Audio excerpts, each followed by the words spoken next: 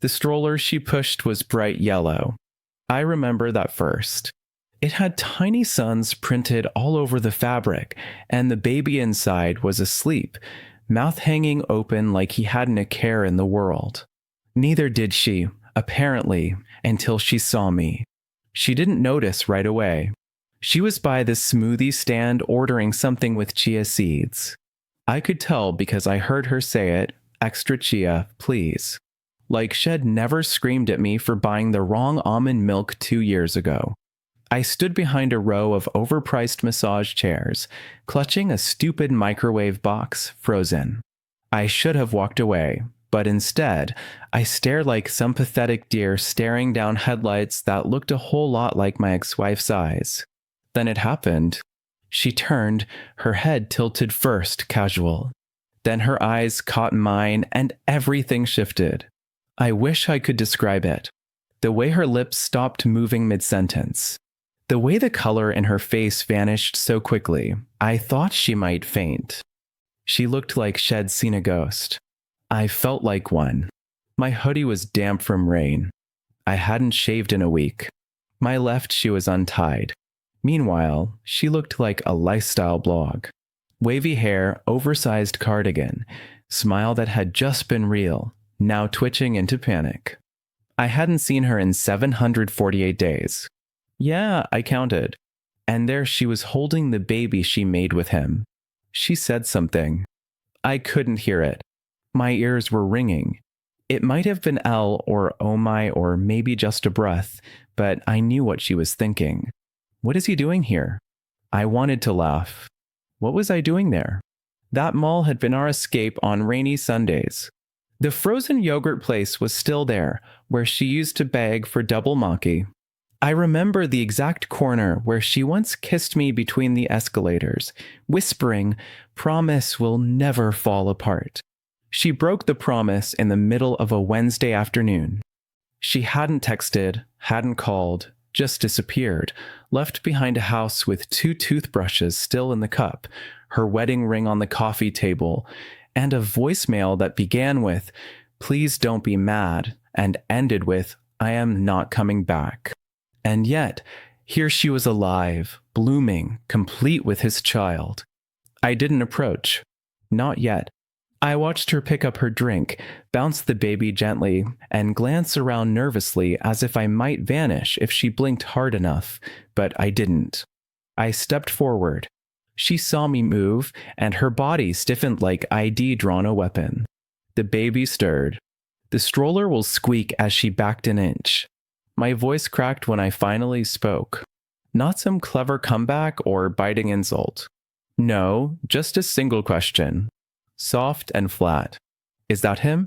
Her eyes glistened. She didn't answer. Didn't need to because I already knew. She didn't answer me. Instead, she looked away, suddenly fascinated with a nearby rack of scented candles. The baby gurgled, loud, oblivious, happy, while she pretended like my question hadn't sliced through the 2 years of silence between us. I took another step forward, not because I wanted to intimidate her. I didn't. I just wanted her to look at me properly like a human. Not a mistake, not a face she outgrew. Her fingers fidgeted with the edge of her smoothie cup. She glanced down at the baby, her baby, as if hoping he'd magically distract me, but he didn't. My eyes were locked on her, and my chest was tight like I'd swallowed gravel. I repeated the question slower this time, like maybe she didn't hear it the first time. "Is that his kid?" I motioned slightly toward the stroller, not trusting myself to say his name. Curtis. Even now, the syllables tasted bitter. She gave the faintest nod like she was scared to move her head any more than that. I let out this ridiculous laugh. It wasn't a real laugh, more like something cracked inside me and spilled out through my mouth.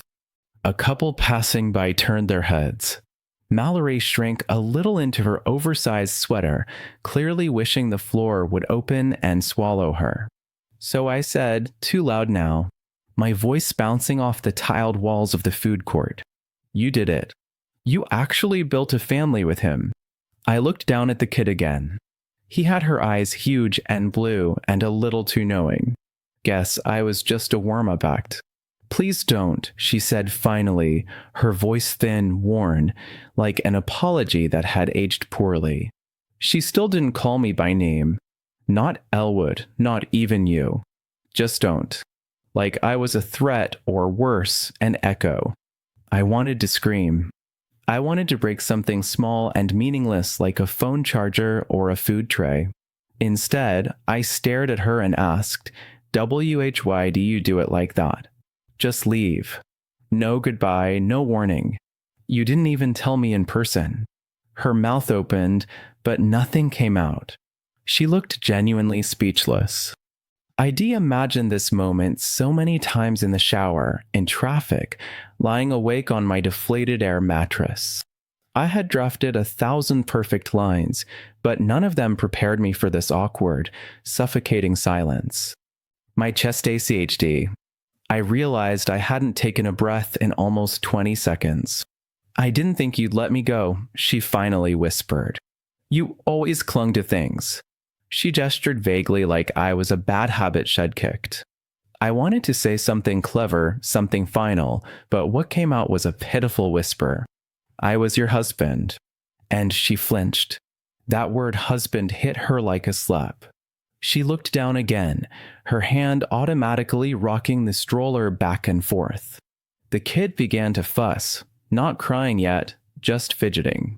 And still, she didn't say my name. I would have done anything for you, I said. I stayed when you got depressed. I cleaned up your mom's garage when no one else would. I helped you rehearse for your job interviews, even when you were already messaging him. That made her eyes shoot up. That's not fair, isn't it? I asked because I remember the night you came home smelling like cologne. I asked if it was just a new shampoo. You said it was lavender and rolled your eyes at me like I was crazy. I didn't want to hurt you. You still did. She exhaled sharply, and for a moment I thought she might cry, but of course she didn't.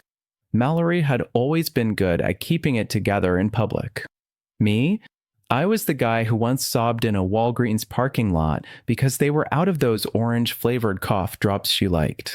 I was the guy who begged her to come home over voicemail number 17 while she was already living with him.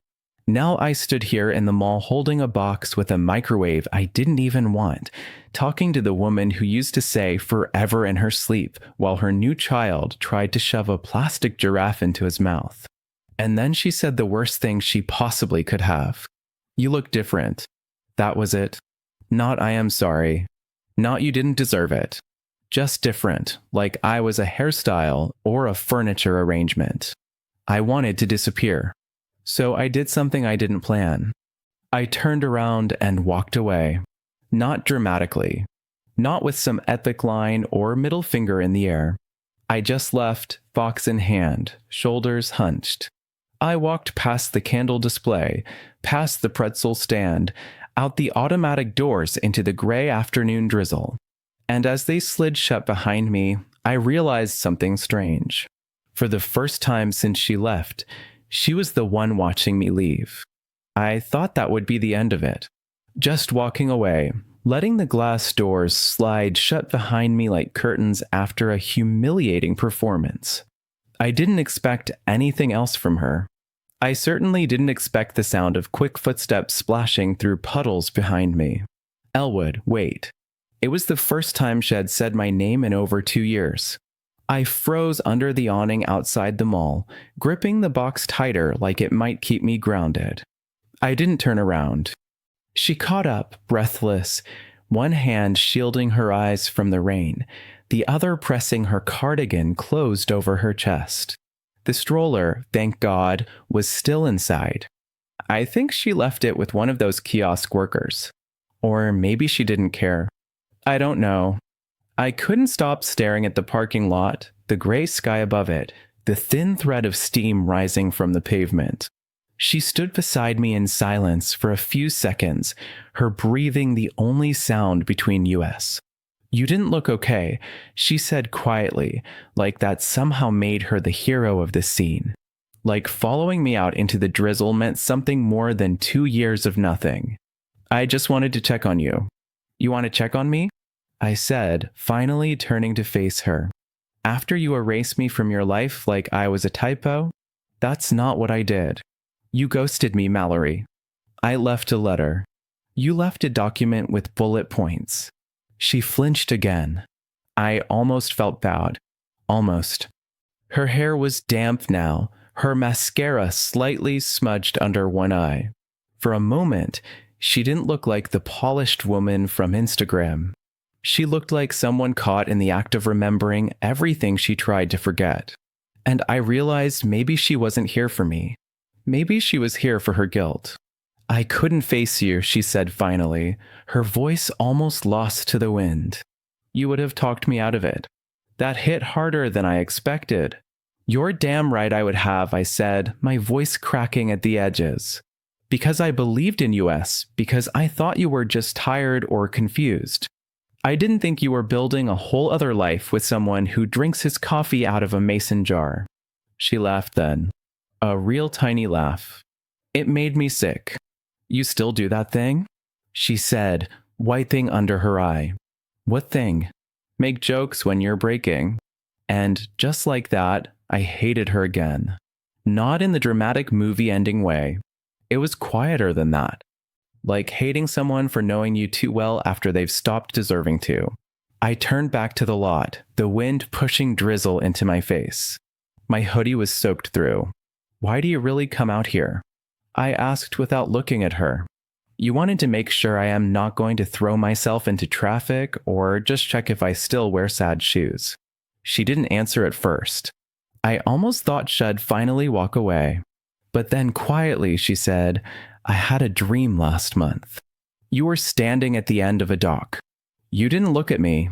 You just walked into the lake and disappeared. When I woke up, I couldn't breathe. I didn't know what to say. For a few seconds, I just stood there blinking away the rain, unsure if the wetness on my cheeks was just the weather or something else. Why do you care now? I asked. Because you mattered. You still matter. Just not in the way you want to. That was worse than a slap. Worse than the letter. Worse than every silence she gifted me over the last 748 days. I finally looked at her. Well, Mallory, I said softly, you don't get to decide how much I matter anymore. And then I walked. This time she didn't follow. I could feel it in the air. The shift, the resignation.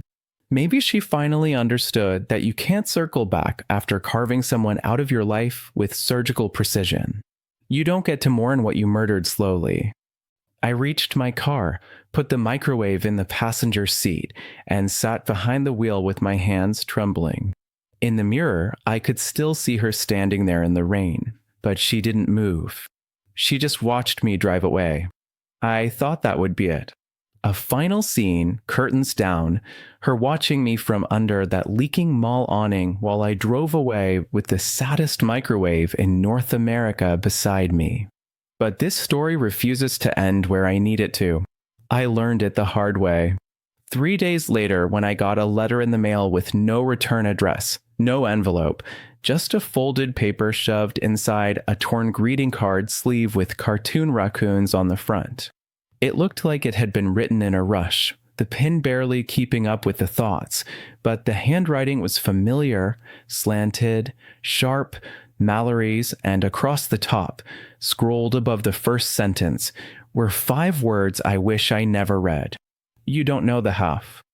I stared at those words for a long time, sitting on my unmade bed, the letter heavy in my hand.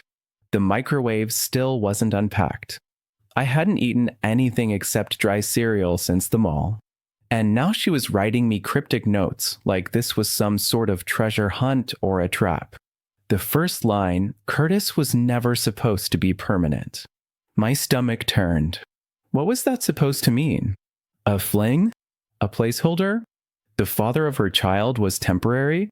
She went on said she didn't mean to get pregnant and that Curtis pushed for the baby, that after the child was born, things weren't what she thought they'd be.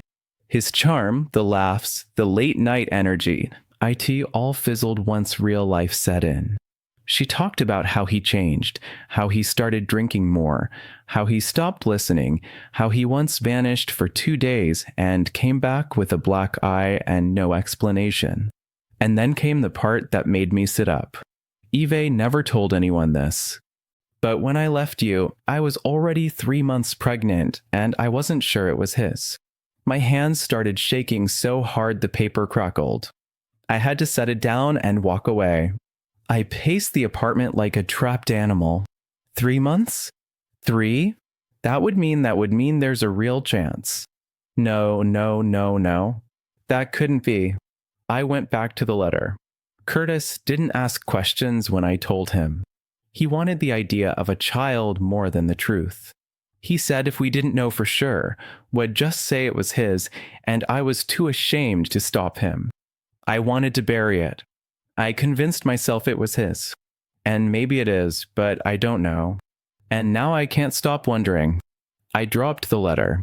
I sat on the floor and stared at the fridge. My mind was buzzing with half-for thoughts, none of them helpful. I remember the baby, his eyes, those same deep blues I used to see in the mirror when I actually looked at myself. It wasn't just a meeting at the mall anymore. This wasn't just about her leaving me and replacing me with a cardigan-wearing startup guy. This was about a child and maybe, just maybe, my child. I picked up the letter again. The rest of it was jumbled regrets, guilt, some line about how she sometimes wonders what would have happened if Shed told me sooner. A closing that said, I am not asking for anything. I just thought you deserved to know. Deserved to know. I wanted to scream. I deserved a hell of a lot more than this torn-up confessional stuffed in a dollar store raccoon card. But still, I couldn't stop thinking about it. That baby, that stroller, that gummy smile, those eyes. What if ID walked right past my son? What if Mallory didn't just walk away from me?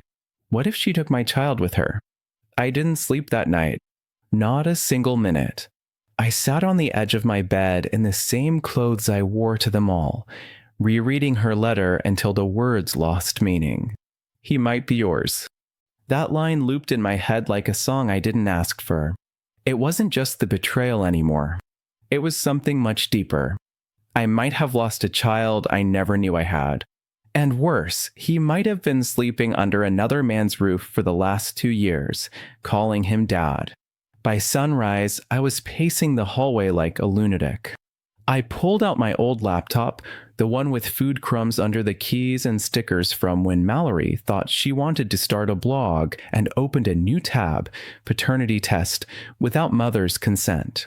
That search led me down a dark rabbit hole. Forums full of men like me, ghost dads, maybe dads, ex-husbands buried under someone else's lie. Most of them said the same thing. Unless you have legal rights, don't expect cooperation and don't expect the truth. But I wasn't looking for cooperation. I was looking for closure. I hadn't spoken to Mallory since the letter. I wanted to scream at her. I wanted to cry. I wanted to ask her how long she planned to keep that information hidden. Was she going to wait until he turned 18? Or maybe just never tell me at all? But deep down, I knew why she sent the letter. It wasn't for me. It was to wipe the slate clean, to clear her conscience without facing the consequences. I opened my phone, scrolled through old messages until I found the number I had once memorized. Her number. I hadn't dialed it since the divorce, but now my thumb hovered over it. I didn't want to hear her voice. I didn't trust what mine would sound like. So I sent a single text. We need to talk face to face. Please don't bring him. I stared at the typing bubble that came and went. Came and went. Then nothing. No reply. I waited 5 minutes. 10. I tossed the phone across the couch and buried my face in my hands. It rang 20 minutes later. Her voice was quiet, flat, like she was trying not to wake someone else. I'll meet you, she said. Tomorrow, but only for 10 minutes. This doesn't change anything, but it already had.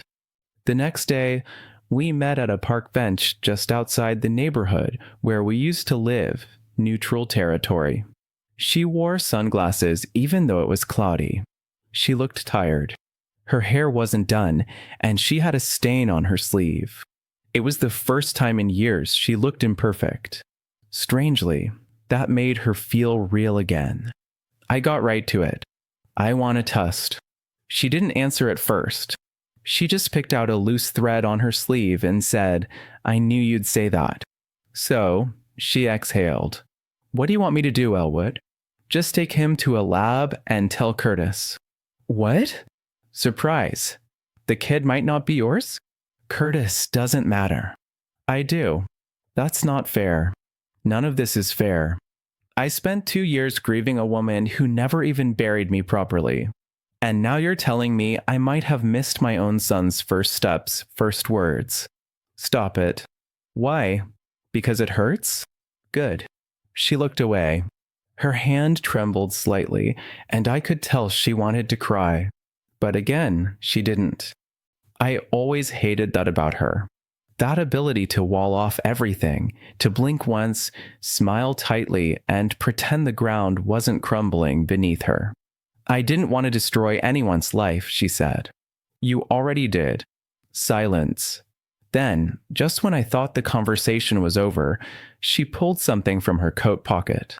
A photo, a small bit Polaroid of the boy, Cedar, sitting in his sandbox with a plastic dinosaur in one hand. He was looking up at someone mid-laugh. His hair was a mess. His cheeks were full, and those eyes. "Tell me they're not yours," she said. And for the first time, her voice cracked. I took the photo, stared at it for a long time, and felt something break inside me. Not the grief, not the anger, something worse, the terrifying hope that maybe, just maybe, I still had something left to fight for. "Do the test," I said. And then I got up and walked away before I lost whatever was left of me. The wait nearly killed me. It took 12 days, 12 long, bone-cracking, nerve-twisting days to get the results. During that time, I couldn't focus on anything. Couldn't work, couldn't sleep, couldn't even sit still long enough to finish a sandwich. Every time I closed my eyes, I saw the boy's face, his wide eyes, his round cheeks, his laugh ID only heard once from a distance. I kept asking myself questions that no one could answer. Would he like dinosaurs because I did at his age? Did he sleep on his side like I do? Did he cry at loud noises? Did he even know who I was? When the envelope finally came, I just stared at it for a full hour. It was plain, white, and impossibly light. I don't know why I expected it to weigh more. Maybe because it held the future in it, or at least the version of it ID quietly built in my mind. The moment I opened it, I knew it would change something. I just didn't know which part of me would be left standing after. It was positive. 99.9%. He was mine. I didn't cry. I thought I would. I thought I'd break down or laugh or throw something, but I didn't. I just sat there on my kitchen floor holding a truth I never asked for and wondering how long she'd known, how long she'd lived beside me, inside our home, pregnant with my child and keeping it to herself. I called her. She didn't pick up. I called again. Nothing. I drove to her place. Curtis opened the door. He didn't look surprised. That's what hit me first. He looked resigned, like had been expecting this moment to arrive like a train. He couldn't stop. His eyes were duller than the last time I'd seen him. Less smug, more worn out. His jaw was tight, his hair messy, like fatherhood hadn't been the romantic dream Instagram filters had promised. "She's not here," he said flatly. "Then you and I are going to talk," I replied. He didn't move, just leaned against the door frame and crossed his arms. "I know." I blinked. "You know what?" "That he's yours," he said without even flinching. Eve always known. The silence after that was volcanic. Something inside me snapped. Not violently, just permanently. Like a door closing for good. I couldn't understand what he was saying. I needed him to repeat it, to explain it, to admit it wasn't real. But he didn't. He just kept talking. "She told me before he was born." Said it might not be mine, but I didn't care. I told her I'd raise him anyway. That if he looked like you, I'd deal with it. You were irrelevant to me. I stepped forward, my fist trembling. Irrelevant? You mean me? The biological father. You think biology makes you a dad? He snapped. Where were you when he had a fever at 3 o'clock in the morning? Where were you when he couldn't sleep unless someone sang to him? You think you can just walk in now and rewrite what's already been written? You stole him. She gave him to me. Those words, they hit like ice in my lungs. I couldn't breathe, couldn't blink, couldn't stand still. He wasn't raising my child by accident. Had taken him with full knowledge. And she let him. You could have told me, I said, my voice breaking. You both could have. We didn't owe you anything, he cut in coldly. She left. You weren't part of the picture anymore. But I should have been, I whispered. Curtis looked me in the eye and said something he'll never forget. Then maybe you should have fought harder before she walked out the door. I turned and left. I don't remember walking back to my car. I don't remember driving. I just remember the realization that the two of them had built a life on top of a lie and sealed me out of it like I was the threat. But now I had the truth, and the truth had weight. I wasn't just the ex-husband anymore. I was someone's father. And I had a decision to make. I thought knowing the truth would give me strength, like the DNA results would unlock some kind of righteous momentum inside me. I thought I'd deprint them, staple them to some legal form, march into court like a man with purpose. But the truth doesn't come with instructions. It comes with weight, with fear, with a hollow kind of ache that makes you question if you even deserve what you've just uncovered. I didn't file anything. Not yet. Instead, I sat on that piece of paper like it was radioactive. And every time I thought about making a move, my brain dragged me back to the same question. What if he doesn't want to know me? Mallory hadn't called me since the park. Curtis clearly wanted me erased. And the kid, the actual child in the middle of this mess, he didn't even know I existed. That thought haunted me more than anything else. My son was growing up thinking someone else was his dad while I sat on the sidelines chewing my own heart into pieces.